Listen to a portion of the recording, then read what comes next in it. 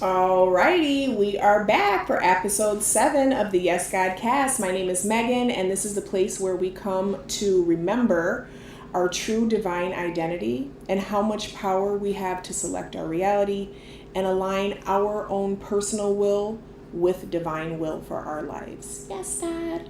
So last episode, I talked about what's really hood. I talked about the 3 pillars that I use when I'm coaching clients to actually learn how to recognize and connect with the God within them and then embody that so that they can manifest the lives of their dreams. Yes, God. So it's the ACE framework. Again, it's ACE. A is for awareness, C is for clarity, and E is for experience. Okay. And so in episode 6, I talked about the awareness pillar, which is the layman's terms for that is what's really hood. And so today we're going to be talking about, in this episode, we're going to be talking about the clarity pillar. And the layman's term for that one is flipping the script. We're going to flip this script. We became aware of what's really hood in our self-concept, in our view of ourselves, in our perception and view of the world, in our circumstances. So now we're going to move over to flipping the script, okay?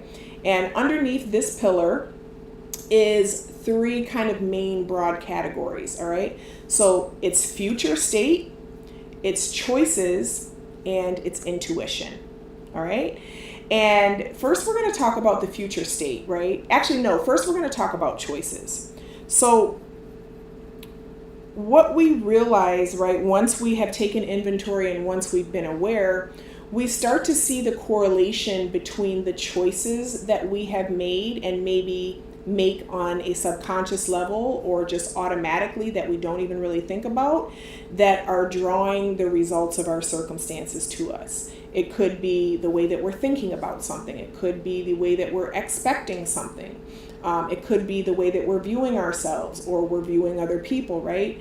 And so those choices need to move from being automatic to actually conscious. So we're going into the awareness, we're digging up the subconscious stuff, and then we are moving over to actually flipping that script, looking at the subconscious stuff, making it conscious, and making a difference, all right? So we can experience some new circumstances.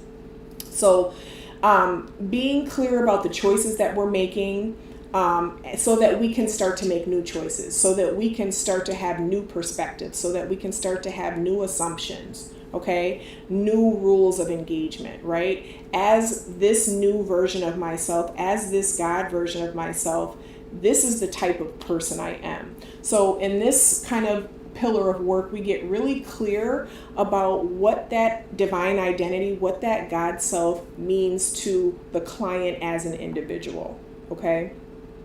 And once we get clear with that new self-concept, then we can start to design and engineer rules of engagement for that new person, okay? And I can tell you some of the standard rules of engagement for anyone who is embodying their God self is that they are not troubled or concerned with what they're seeing around them because they have surrendered and they have trusted and they have been able to be still and know that God is handling everything. The only responsibility that the individual has is to be clear about what the demand is so that God can supply it, okay? So our demand comes with our attention, with our imagination, with our thoughts, with how we worry about the future, with how we perceive the past, right? All of those things are actually creating. So because we realize that we're creating with our perspective and our imagination and the pictures and the scenarios and the narrative that's running in our head, now we're going to be proactive and flip those scripts. And we are going to completely ignore the circumstance, right? We're going to ignore what's going on in front of us, and we are going to double down on that God version of ourselves that we've taken the time to design and identify, okay? And so, again, some of the standard things for anyone who is operating their God self is that they have an extreme amount of gratitude, okay? Think about it. If everything in your life was going according to what you thought should be happening, or you were getting the results that you think that you should have, or that not even that you think that you should have, that you feel compelled to have, right? Because any desire that you have in your heart is from God, okay? Our desires are from God. And so many times there's been a lot of religious trauma that has happened, especially with this whole nonsense of telling people that they're born sinners and they're born wrong and they're born bad. That trauma has caused a lot of people to feel guilt and shame about their desires, whether it's to be wealthy, whether it's to look a certain way, whether it's to have a certain career or business. So here's where we start to shed that guilt and shame, because we understand and we accept that my desires came from God. God wants to express itself through me as an individualized fragment of humanity. And because I know that, I don't have to have any shame or fear. All I have to do is say, wow, I want it. That means God wants it for me. So you know what? I'm going to relinquish control. I'm not going to try and dictate how it needs to happen, what things need to happen to lead to the end desire, right? I'm going to let go of the who, what, where, when, and why, and I'm just going to focus on the what, all right? So getting clear on the what is very, very important. And you would be surprised that there are a lot of people that have failed to actually truly identify what it is they want. A lot of people say, well, I want more money. Okay, why? Well, I want more money. Okay, how much? Right? So we kind of have these broad, overarching wants that don't really get down to the root desire. So we have to be willing to really get clear about identifying. Listen, these are the experiences that I want to have. These are the people that I want to have those experiences with. These are the places that I want to be. This is the type of impact that I want to have. And we do some very specific work around that with ChatGPT that helps us to build that picture, to build that end, so we can get really clear when it comes time to visualize and use that God power within us, right? Because we're all using that God power regardless. And that's the whole rub of it, is that we are currently using our God power to create whatever circumstance that we see before us in our life. Our thoughts and our imagination have already created that. So let's use our thoughts and our imagination to create something different. And let's be really, really intentional about it. And in order to be very intentional, you have to be very clear. You have to be very resolute in what it is that you would like to see so that you can start to see it.